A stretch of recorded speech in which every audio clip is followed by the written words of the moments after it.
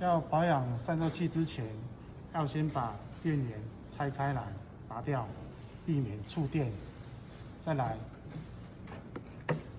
把这个前盖子往上拉起来，就可以看到散热器了。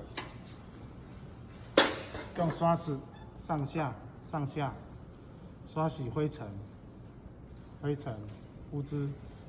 如果有那个油渍的话，建议请那个专业的人员做一个药剂的清洗。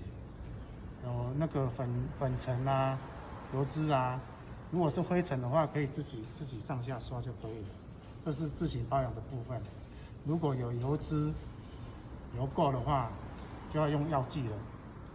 用完之后擦干，再把它装回去，再挂钩对齐，